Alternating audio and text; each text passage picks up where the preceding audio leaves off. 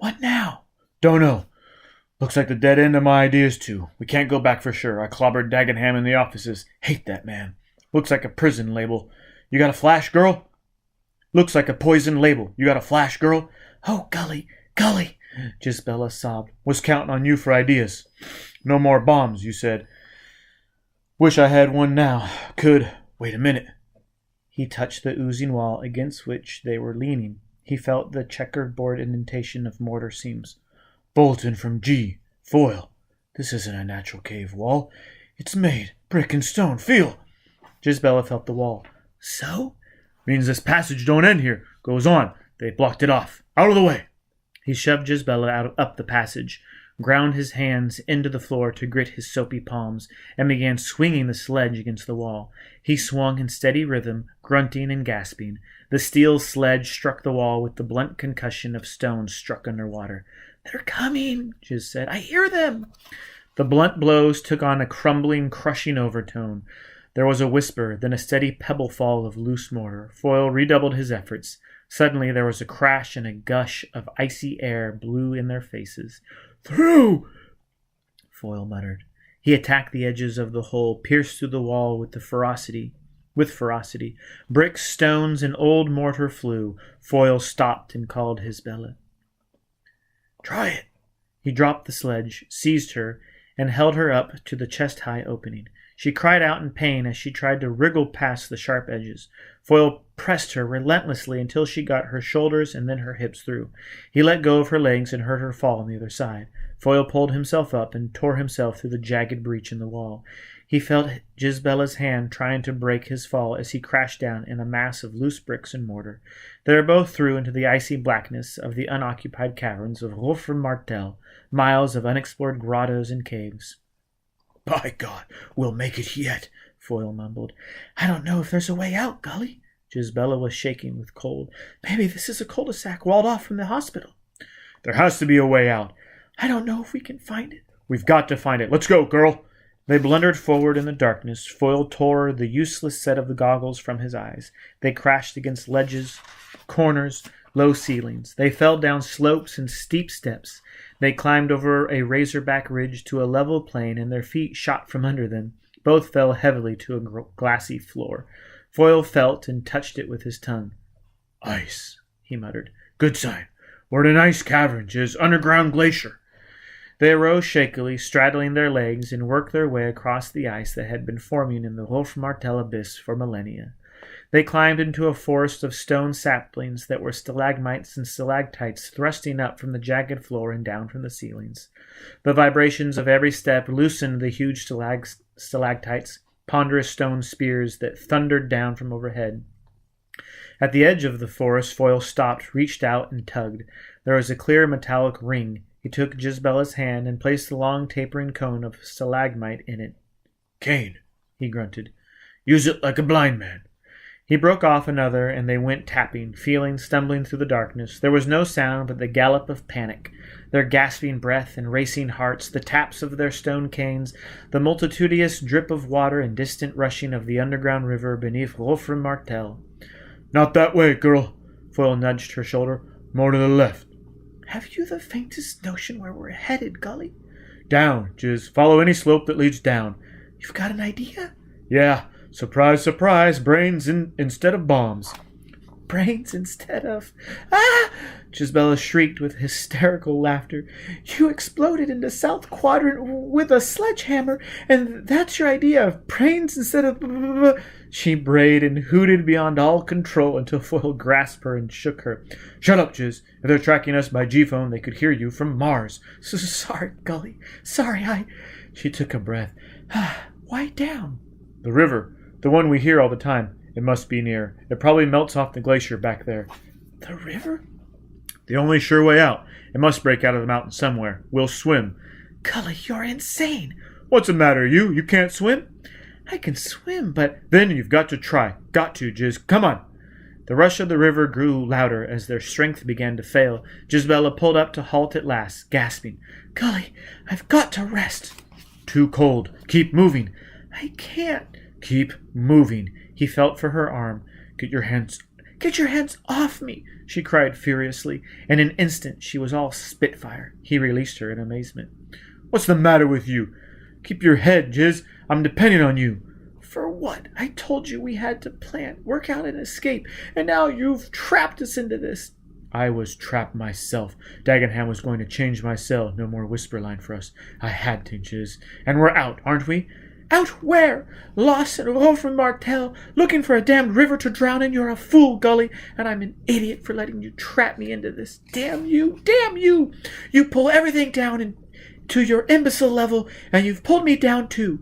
Run, fight, punch. That's all you know. Beat, break, blast, destroy. Golly!" Gisbella screamed. There was a clatter of loose stone in the darkness, and her scream faded down and away to a heavy splash. Foyle heard the thrash of her body in water. He leaped forward, shouted, "Jiz!" and staggered over the edge of the precipice. He fell and struck the water flat with a stunning impact.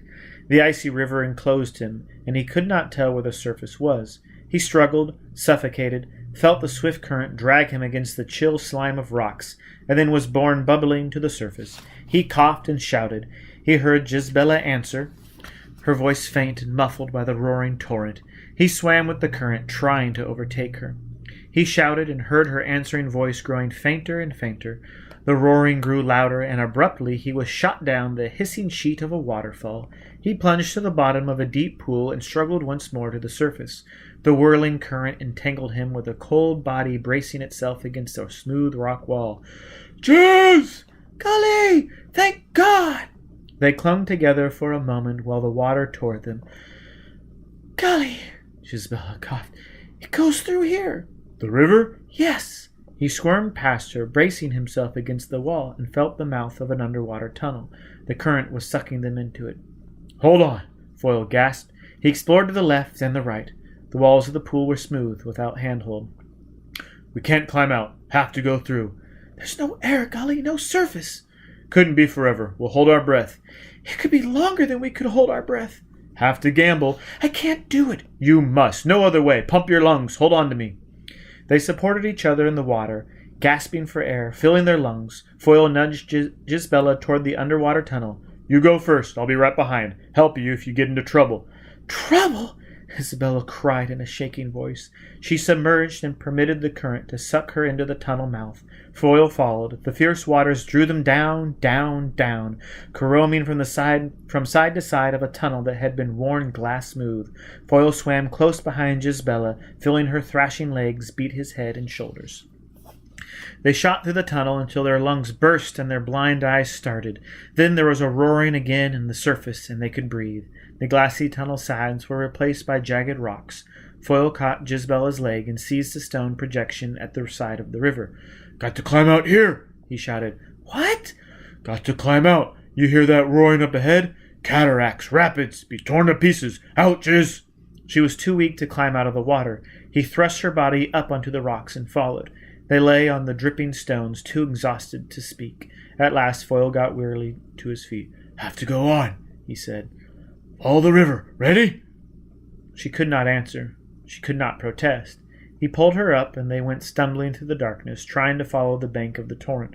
The boulders they traversed were gigantic, standing like dolmens, heaped, jumbled, scattered into a labyrinth. They staggered and twisted through them and lost the river. They could hear it in the darkness. They could not get back to it. They could get nowhere. "Lost!" Foyle grunted in disgust. "We're lost again. Really lost this time. What are we going to do?" Gisbella began to cry. She made helpless yet furious sounds. Foyle lurched to a stop and sat down, drawing her down with him. "Maybe you're right, girl," he said wearily. "Maybe I am a damn fool. I got us trapped into this no-jaunt jam and we're licked." She didn't answer. "So much for brain work. Hell of an education you gave me." He hesitated. You think we ought to try backtracking to the hospital?" "We'll never make it." "Guess not. Was just practicing my brain. Should we start a racket? Make a noise so they can track us by G-phone?" "They never hear us. Never find us in time." "We could make enough noise. You could knock me around a little. Be a pleasure for both of us." "Shut up." "What a mess." He sagged back, cushioning his head on a tuft of soft grass.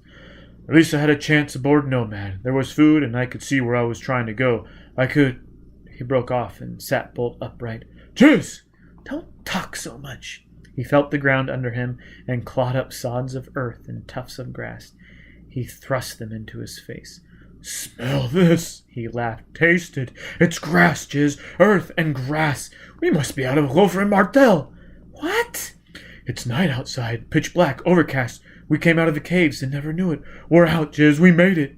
They leaped to their feet, peering, listening, sniffing. The night was impenetrable, but they heard the soft sigh of night winds, and the sweet scent of green growing things came to their nostrils. Far in the distance a dog barked. My God, Gully, Gisbella whispered incredulously. You're right. We're out of Gopher Martel, and all we have to do is wait for dawn. She laughed. She flung her arms about him and kissed him, and he returned the embrace. They babbled excitedly. They sank down on the soft grass again, weary but unable to rest, eager and patient, all life before them. Hello, Gully, darling Gully. Hello, Gully, after all this time. Hello, Jizz.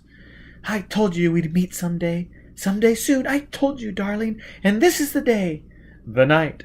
The night, so it is, but no more murmuring in the night along the whisper line. No more night for us, Gully dear. Suddenly they became aware that they were nude, lying close, no longer separated. Gisbella fell silent, but did not move.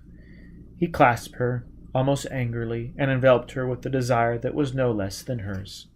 When dawn came, he saw that she was lovely, long and lean, with smoky red hair and a generous mouth. But when dawn came, she saw his face.